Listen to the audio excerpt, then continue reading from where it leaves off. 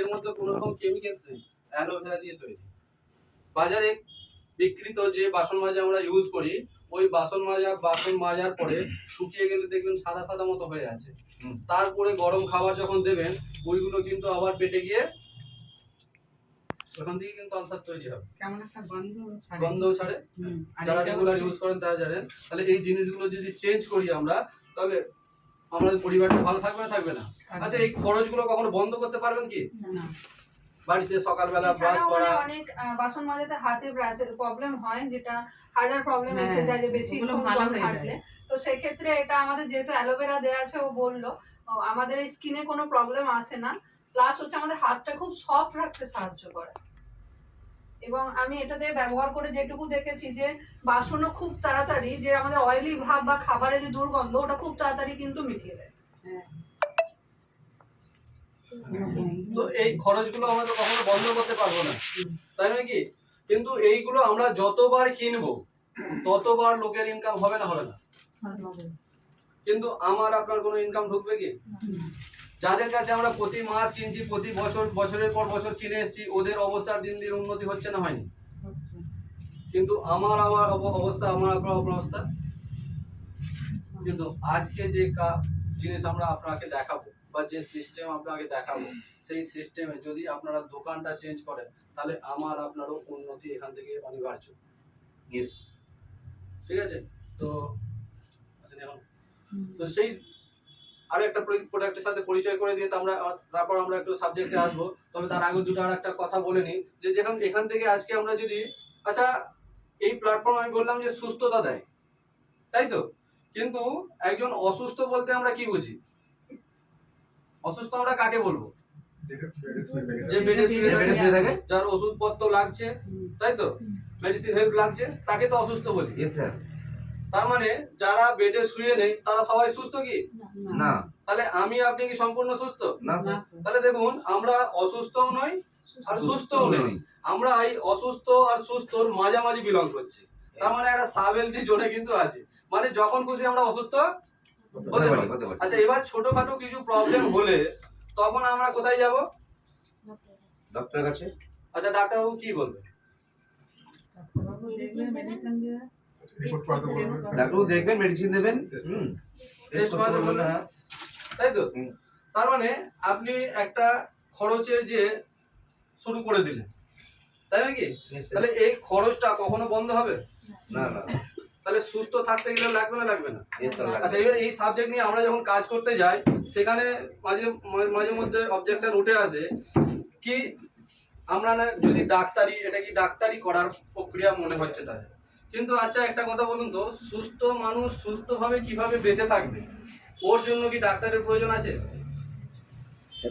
একটা সুস্থ মানুষ সুস্থভাবে কিভাবে বেঁচে থাকবে, এর জন্য কি ডাক্তারি পরামর্শ জরুরি?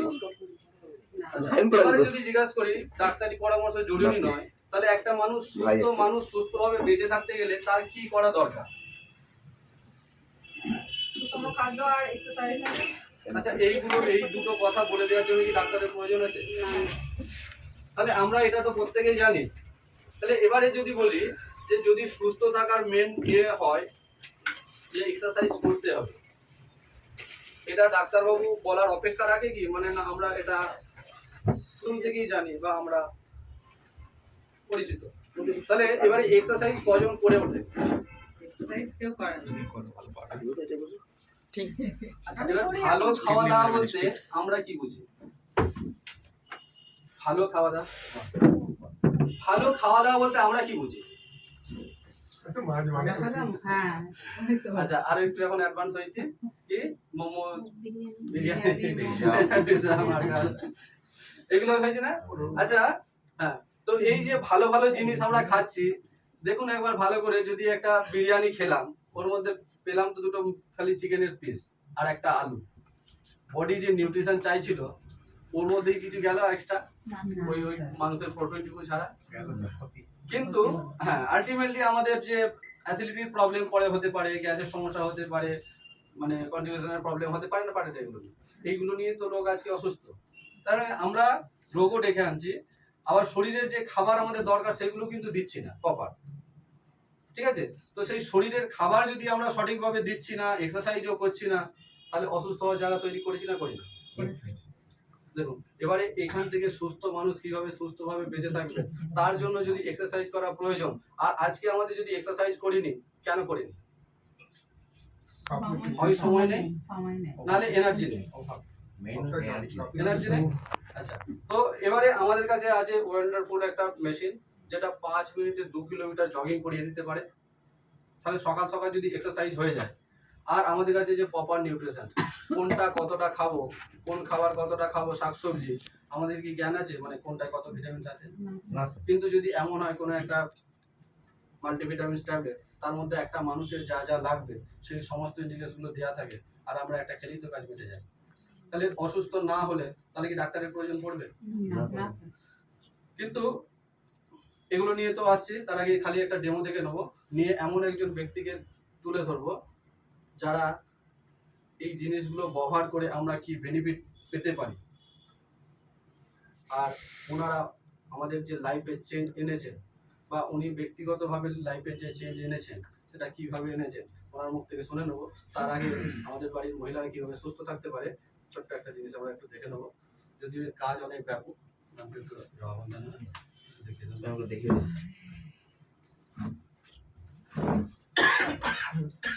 ফার্স্ট আমি বলবো, মেয়েদের কথা বলছে যেহেতু, আমার মনে হয় একটা পরিবার বেঁচে থাকে, হ্যাঁ ছেলে মেয়ে সবাই পরিপূরক, কিন্তু একটা পরিবারকে যদি সব দিক থেকে ধরে রাখার হয়, একজন মহিলাই কিন্তু পুরোটাকে ধরে রাখতে চেষ্টা করে। আর একটা পরিবারে যদি একটা মহিলা সুস্থ থাকেন, আমার মনে হয় সেই পরিবারটা উনি বেঁধেও রাখতে পারবেন এবং সামনের দিকে এগিয়েও নিয়ে যেতে পারবেন। তো ফার্স্ট যেটা আমি ন্যাপকিনের ব্যাপারে বলবো, ন্যাপকিন আমরা মেয়েরা যারা আছি সবাই ইউজ করি তো।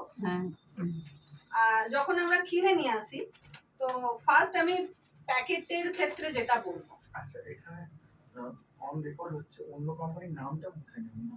আমরা বাজারে আরেকটা কোম্পানি, আর আমাদের টিয়ানসি অ্যারিস, আমরা প্রত্যেক কোম্পানিকে রেসপেক্ট করছি, তো দুটো কোম্পানি অ্যাবজর্পশন পাওয়ারটা আমরা দেখবো, কোনো কোম্পানিকে আমরা খারাপ করতে পারবো না।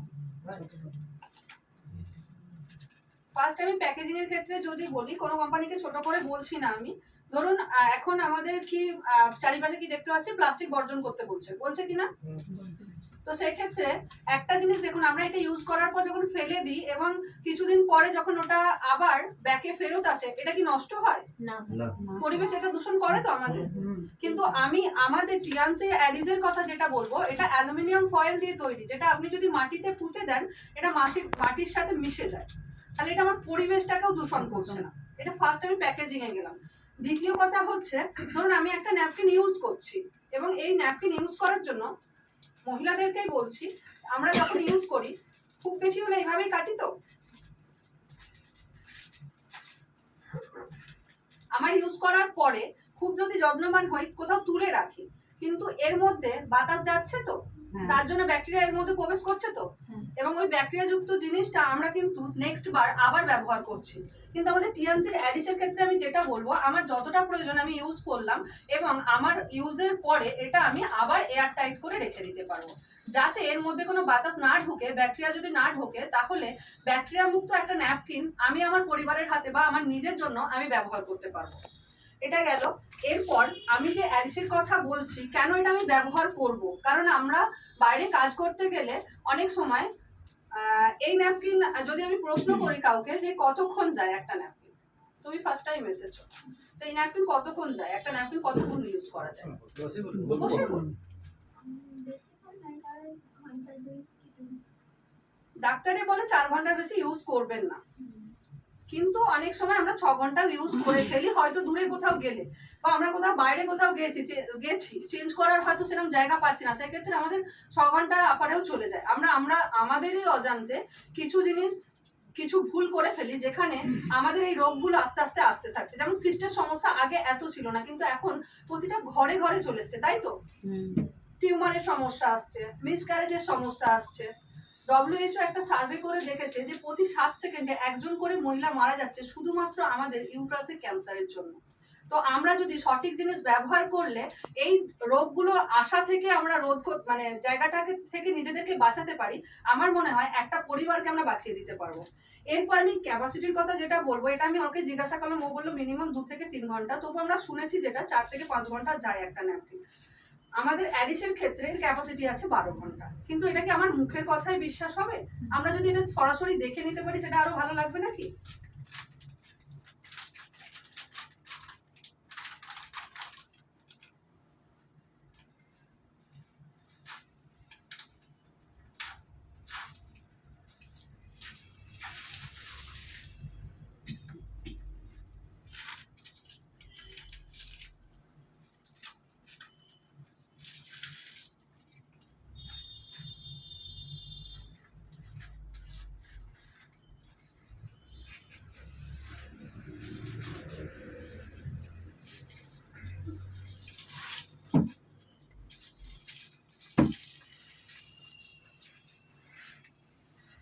একটু আমি জাস্ট হাত দিয়ে দেখতে বলবো দুটো জিনিস কি আছে, দু হাতে একটু দেখুন।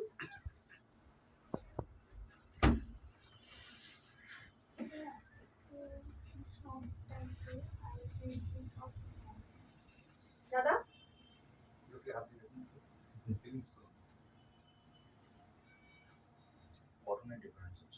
কটনের ডিফারেন্স আছে। আমি ফার্স্ট যেটা বলেছি এটা 12 ঘন্টার মধ্যে চলে, আর এটা সেখানে 3 থেকে 4 ঘন্টার মধ্যে চলতে পারে। তো সেটাই দেখাই।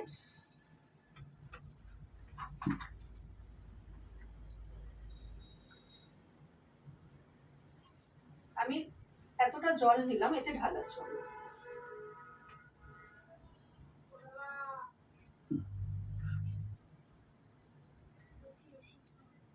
সেম জল কিন্তু এটাতেও নিয়েছি। উপরে ধরো ওটা হাওয়াটা, ওটা আমি শিখিনি।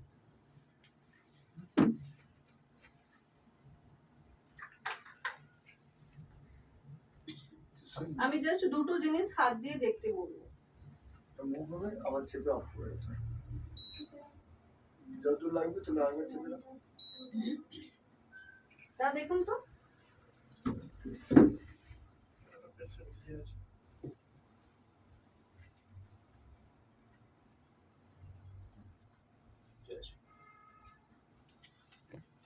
আমি যদি সেম আবার জল দিয়ে এতে কি হয় দেখা যাক। হ্যাঁ,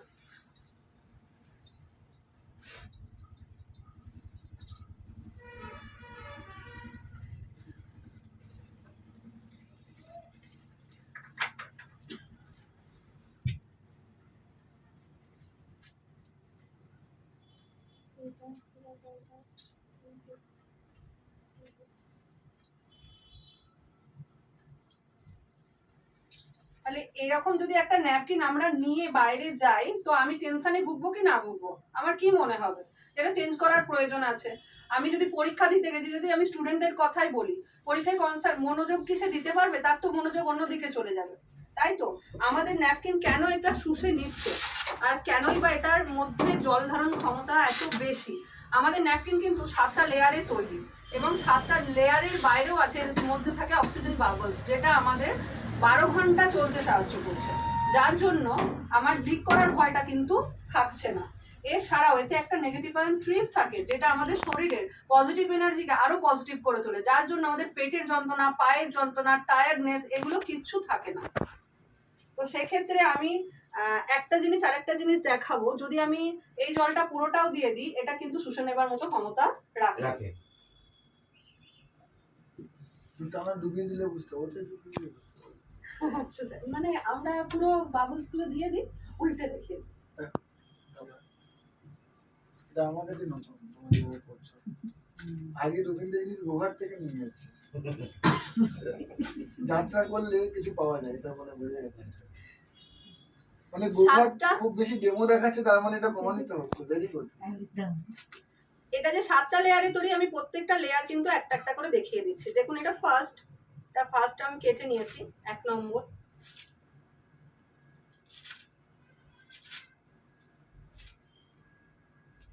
এটা 2 নম্বর।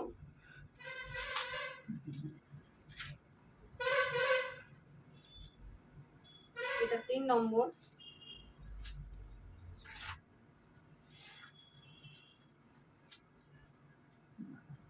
দেখুন এই অক্সিজেন বাবলসে কিন্তু আমার ওটা 12 ঘন্টা ক্যাপাসিটিতে সাহায্য করছে।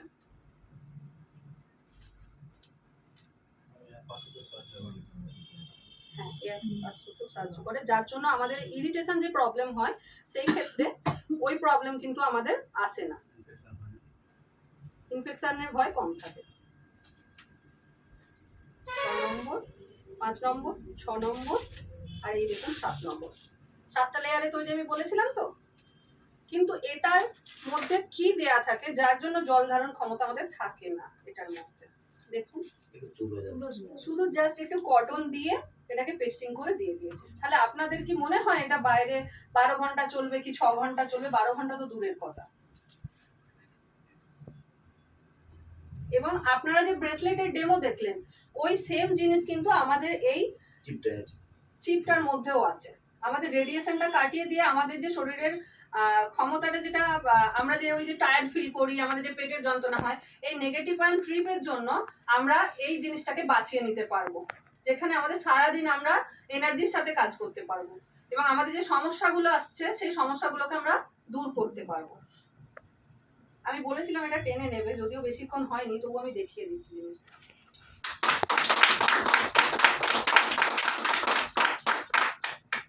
আপনাদের কি মনে হয় এরকম যদি একটা ন্যাপকিন আমরা একটা পরিবারের হাতে তুলে দিতে পারি, সেই পরিবারটাকে আমরা বাঁচিয়ে নিতে পারবো তো? আর এই ন্যাপকিন আমাদের পরিবারে ইউজ করা উচিত কি না উচিত? ইয়েস, উচিত। ওই ন্যাপকিনের জন্য সবার কাছে একটা সাহায্য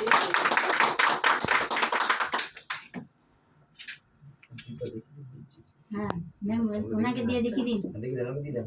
হ্যাঁ টিপটা দেখিয়ে দিন।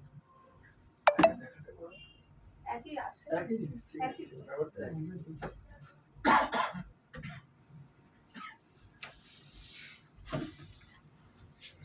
আচ্ছা, তাহলে আমরা দেখলাম যে সুস্থ মানুষ সুস্থ থাকতে গেলে যে জিনিসটা ব্যবহার করলে সুস্থ থাকবো ওই জিনিসটা ভালো হওয়া চাই। মানে ওর মধ্যে কোনো ব্যাড কেমিক্যালস অথবা খারাপ কোনো ইন্ডিকেটর তৈরি যদি হয়ে থাকে তখন কিন্তু আমরা সুস্থ থাকার চেষ্টা করলেও আমরা পারবো না, তাই তো? মানে খাবার যদি আমরা ভালো খাই তখন তো বডি ভালো তার রিটার্ন দেবে নাকি? আর খাবারই যদি খাই এমন যেটা অসুবিধা সৃষ্টি তৈরি করবে তাহলে অসুস্থ হওয়ার সম্ভাবনা আছে না? তাহলে এখানেও আমরা দেখলাম যে ন্যাপকিন ইউজ করলে আমরা গাইনো হেলথ কিভাবে ভালো থাকবো, দেখলাম ব্রেসলেট একটা ইউজ করলে কিভাবে আমরা নিজেদেরকে একটা অ্যান্টি রেডিয়েশনের প্রভাব থেকে বাঁচাতে পারবো বা রেডিয়েশনের প্রভাব থেকে। আর এই যে হেড কেয়ার আছে যেটা আমাদের দুটো প্রেশারকে নর্মাল রাখতে পারে, এক্সারসাইজের মেশিন দেখালাম যেটা ইউজ করলে আমরা রেগুলার ভালো থাকবো। এবার এগুলো সুস্থ থাকার গল্প তো শুনলাম, আর আমাদেরকে যারা সুস্থ রাখতে সাহায্য করে যেটা বলছিলাম যে এই যে অসুস্থ আর সুস্থতার মাঝে, ওটা আরেকবার রিপিট করে দিই। আচ্ছা, অসুস্থ বলতে আমরা কি বুঝি? যারা হসপিটাল বেডে শুয়ে থাকে, ওষুধপত্র লাগে রেগুলার, তাদেরকে তো অসুস্থ বলি। কিন্তু তার মানে যারা অসুস্থ নয় তারা কি প্রত্যেকেই সুস্থ? বা আমি আপনি কি সবাই প্রত্যেকেই সম্পূর্ণ সুস্থ? তাহলে আমরা অসুস্থও নয় সুস্থও নয়, এই মাঝামাঝি বিলং করছি। এই অবস্থায় আমরা যদি ডাক্তারের কাছে যাই, কি বলবেন? তোমাকে আর কি দেখবো? না, উনি তো কিছু দেবেন, ওষুধ দেবেন, টেস্ট করাবেন। তার মানে আপনাকে সুস্থ রাখতে গেলে মানে ওই অবস্থা থেকে আপনি যদি সুস্থ থাকতে চান আপনার টাকা পয়সা খরচ হবে না? হবে না? কিন্তু আপনি আমি কিছু পাবো কি কখনো? কিছু পাবো বিনিময়ে? আজ পর্যন্ত পেয়েছি কোথাও? না স্যার। কিন্তু দেখুন এখানে সুস্থ থাকবেন, আমাদের এই যে জিনিসগুলো ব্যবহার আছে সেগুলো ব্যবহার করলে সুস্থ থাকবেন, সাথে যদি টাকাও ইনকাম হয়, কেমন হবে ব্যাপারটা? লাইফ চেঞ্জ হবে না? হবে না? কারণ এই যে মাঝখানে যারা আছে, ধরুন ডাক্তারবাবু টেস্ট করেছে, মেডিসিন, এরা প্রত্যেকে টাকা ইনকাম করেছে না করেনি? তাহলে আমাদেরকে সুস্থ রাখতে গেলে টাকা পয়সা ইনকাম আছে তো, সেটা অন্য লোক করে, আমরা কখনো সুযোগ পাইনি। কিন্তু দেখুন এই প্ল্যাটফর্মে আপনি সুস্থ থাকতে পারবেন এবং টাকাও ইনকাম করতে পারবেন, আর সেটা যে সত্যি এবং করে দেখিয়েছেন এইরকম ব্যক্তিত্বকে আজকে আমরা সামনে পেয়েছি। আর সামনে থেকে আমরা যদি তার কাছে শিখতে পারি, দেখুন কোনো জিনিস যদি আমরা শিখি কার কাছে শেখা উচিত? যদি একটা উদাহরণ দিই, ধরুন আপনি মিষ্টি তৈরি করা শিখবেন, কার কাছে শিখবেন? চপাল না, কারিগর, মিষ্টি কারিগর দিন। আচ্ছা, যদি আমি সোনার কাজ শিখি কার কাছে শিখবো? সোনা জিনিস তৈরি কিন্তু করা। লোহার দোকানে শিখলে হবে কি? না স্যার আবার উল্টোটাই যদি হয়, লোহার কাজ শিখবো, কার কাছে শিখবো? লোহার কাছে লোহার মিস্ত্রি কাছে কিন্তু সোনার দোকানে গাড়ি করে গেলে হবে কি? তাহলে সেই ব্যক্তির কাছে শিখবো যে এক্সপার্ট ওই বিষয়ে। তাই আমাদের মধ্যে এমন একজন লোক উপস্থিত আছেন যিনি এইগুলো নিয়ে অলরেডি একটা সাকসেসফুল লাইফ তৈরি করে নিয়েছেন আর আমাদের মতো বহু লোককে হেল্প করছেন। তাহলে যিনি সুদূর কলকাতা থেকে এসেছেন এখানে আমাদের টিমকে সাপোর্ট দেওয়ার জন্য কিভাবে আমরা এই ব্যবসায় গ্রোথ করব। তাহলে এমন একজন ব্যক্তি, সহৃদয় ব্যক্তি, যিনি নিজের অনেক কাজকর্ম ছেড়ে আজকে এখানে উপস্থিত হয়েছেন আর তিনি আমাদেরকে শেখাবেন। তাহলে আমরা সৌভাগ্যবান না সৌভাগ্য? এস স্যার তো এই সবাই মিলে জোর করে একটা হাততালি দিয়ে ওনাকে আহ্বান জানাবো আমাদের যাতে শেখান যে কি করে আমরা এই কাজ করবে, এই প্রোডাক্টগুলো ইউজ করে যা কাজ করছি সেই কাজ করার সাথে সাথে 2 ঘন্টা করে এই প্ল্যাটফর্মে যদি কাজ করি আমাদের লাইফ কি করে চেঞ্জ হবে। কারণ উনি অলরেডি ওনার লাইফে চেঞ্জ এনেছেন, তাই ওনার মাধ্যম দিয়ে আজকে আমরা শিখবো। Please welcome Habibur Rahman sir. Thank you Shubhanshu, এত সুন্দর করে আমাকে ওয়েলকাম করার জন্য। আজকে আমাদের নতুন বন্ধু 2-3 জনই আছে মাত্র। শায়ন রয়েছেন, আপনাকে আগে দেখেছি না? জানো, মুখে চেনা চেনা লাগছে। স্যার আমাদের লাইন টিমে আছেন উনি। ওই গ্রুপে আছেন, কি নাম জানো? গণেশ গুপ্ত ওই গণেশচন্দ্র গুপ্ত। 1960 যেটা বলেন জুম কলেজ। তুমি যেটা 1960 না ও, না, উনি হয়। গণেশচন্দ্র কি?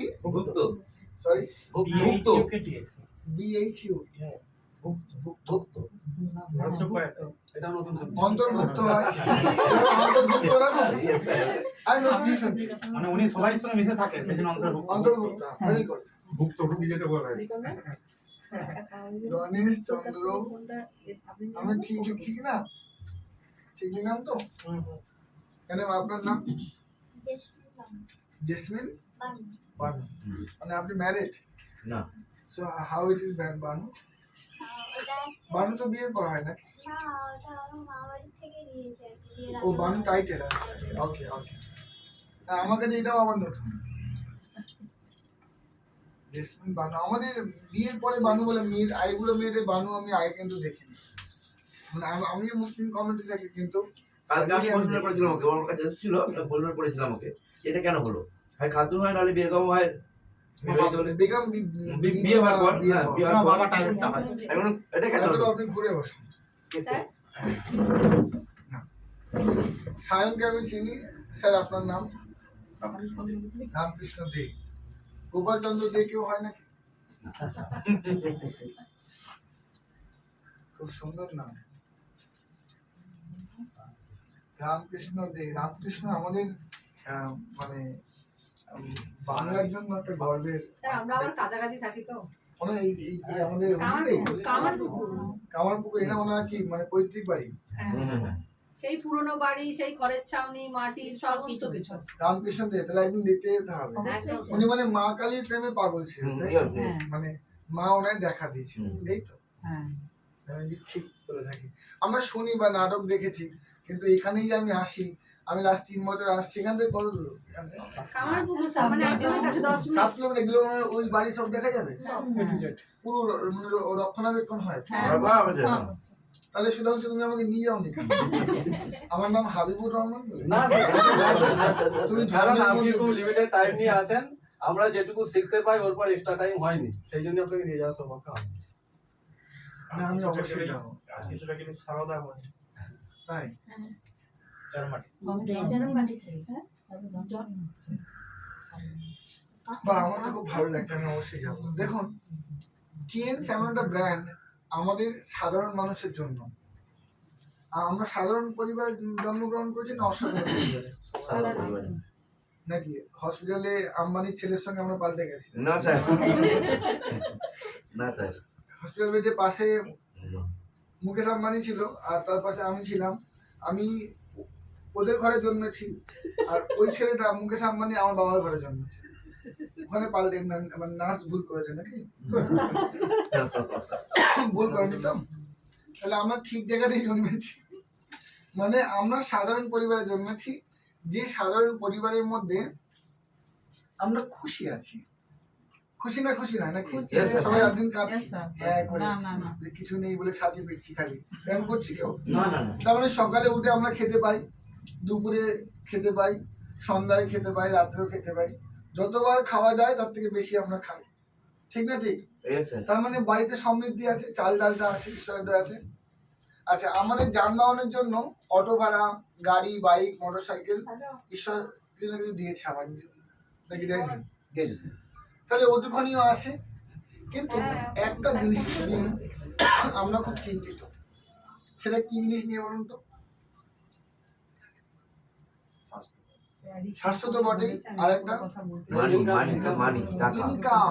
টাকা একটা বাবা তার ছেলে মেয়েকে পিএইচডি করাচ্ছে, বিএড করাচ্ছে, এমকম করাচ্ছে, এমটেক করাচ্ছে, এমএসসি করাচ্ছে, আমাকে মাস্টার ফোন এমবিবিএস করাচ্ছেন এবং লক্ষ লক্ষ টাকা ব্যয় করছেন।